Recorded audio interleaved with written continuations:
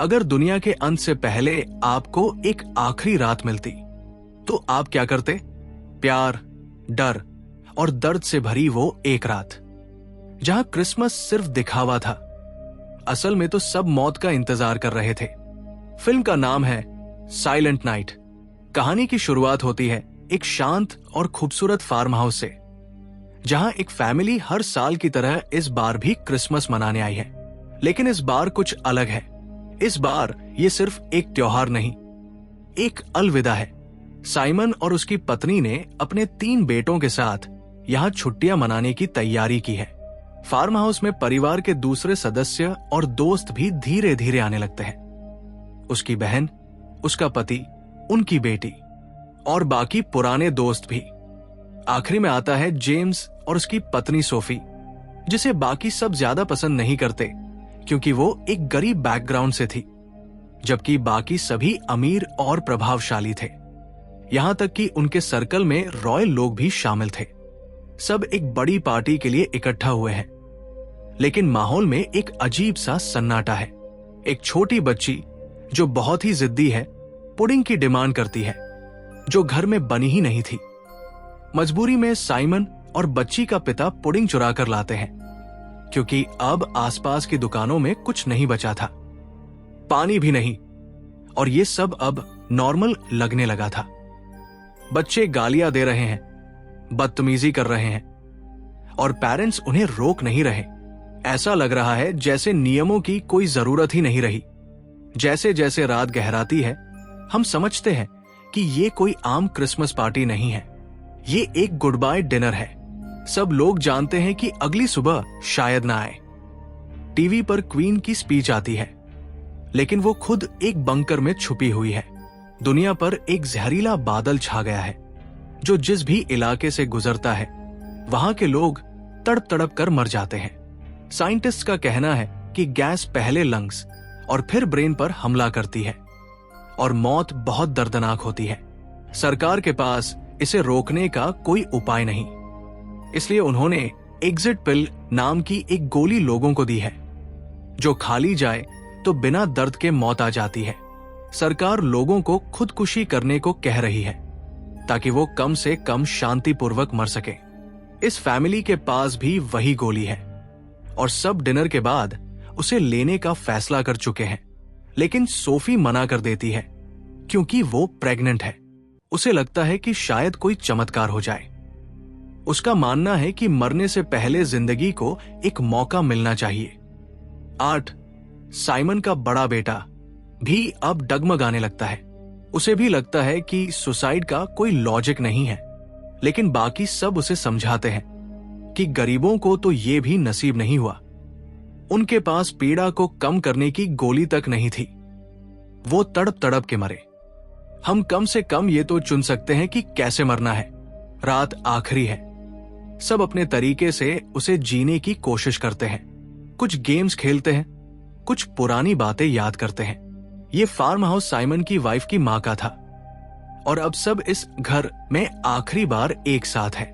जैसे ही बादल farm house के करीब आता है, एक बूढ़ी औरत सबसे पहले गोली खा लेती है, सबकी आंखों के सामने। अब फैसले की घड़ी है, लेकिन आर्ट के मन में एक सवाल गूंजता है, अगर मैं बच गया तो? कल्पना कीजिए, अगर किसी तबाही के कारण दुनिया के सभी इंसान खत्म हो जाएं।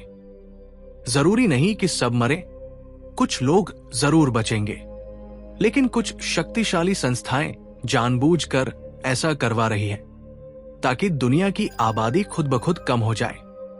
एक और संभावना यह भी थी कि जो लोग उस जहरीली गैस के संपर्क में आने के बाद जिंदा बचे, वो ज़ॉम्बी बनने लगे हों, और शायद इसी ज़ॉम्बी प्रकोप को रोकने के लिए सरकार सबको आत्महत्या के लिए मजबूर कर रही हो।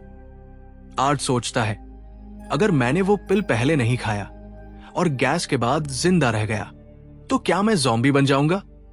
फिर मेरी जिंदगी कैसी होगी? इस समय वो अपनी मां से कुछ नहीं कहता, क्योंकि मां सदमे में थी। उसने अपनी मां को और आर्ट की नानी को अकेले मरते हुए देखा था। अब आर्ट सोफी के पास जाता है और उसे पूरी बात बताता है, क्योंकि उसे पता था कि सोफी का सोचने का नजरिया दूसरों से अलग है। सोफी भी कहती है कि मैं भी वो पिल नहीं खाने वाली।